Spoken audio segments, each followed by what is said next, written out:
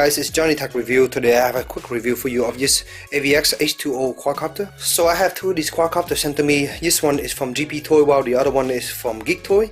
And they are pretty much the same thing. The only difference is just a label outside. They are exactly the same thing inside for the two quadcopters. So I'm going to focus on this one here. That's the one I've been playing with. So as you can see here, there's something wrong here. Actually, this is just from today.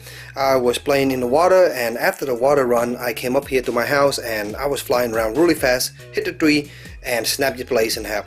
I have done this numerous times before, but it never was a problem until today. I think I hit it really hard and the motor was still running. I didn't get to cut it off in time, and that break this blade here. It does come with some blade guard that you want to install to protect that from this to happening, but I just want to play without a blade guard, so that's what happened here. So there's another set of blades that come with the unit, so you definitely have an extra set of replacement, so you should be fine. I find this quadcopter is basically just a Syma X5C, but with waterproof functionality. So what that means is it looks like all the electronic insides are waterproof, so this guy here can get in the water, stay in the water, and then you can actually get out of water and it's still fine.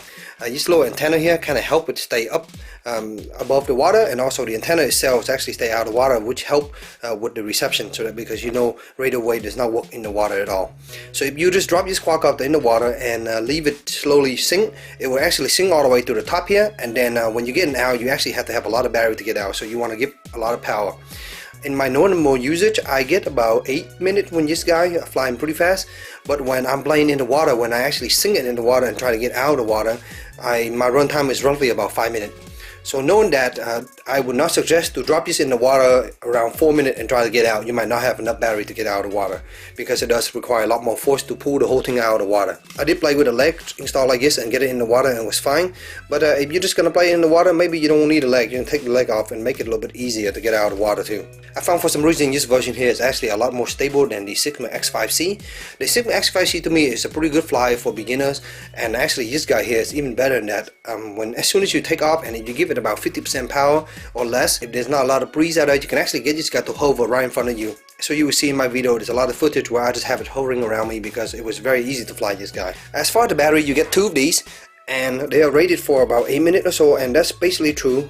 8 minutes or less. If you have wing or if you're playing in the water, you will get a lot less than that.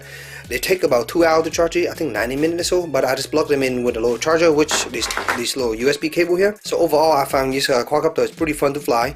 I do want to point out that at the bottom here, you have this compartment here where you can install the battery, and you can put the plug here, but there's no power on off switch.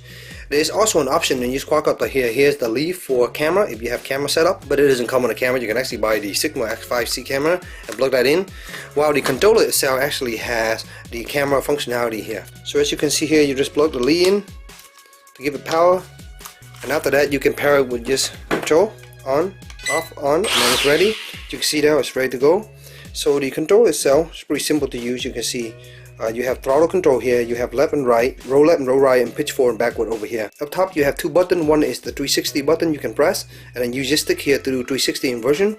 The other button let you change speed, so you have actually 4 different speeds in this guy. You have the beginner, you have the medium, the intermediate, and the advanced. And in each of those modes, as you're changing them, they give a quadcopter more responsive and actually more pitch. So on the high speed, it's dipping really fast and you can fly really fast with it. Finally, the last thing I want to point out is the range on this guy. I didn't really pay attention to see how much they were rated, but in my usage, over 150 feet, you still have reception. Very, very good. I'm using rechargeable AA battery in here, of course, and this antenna here, actually you have to install it yourself.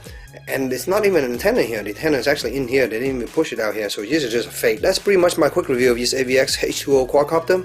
Works pretty well, and you can play in the rain, you can play in the water, and of course you can get in the pond, and it's perfectly fine. You can get out of it. Just remember to have batteries so you can get out of it, and also be careful not to somehow land it in the water. If you land it like this, you definitely cannot get it out of the water. So make sure when you're landing it, you're actually purposely landing it and not letting it fall into the lake.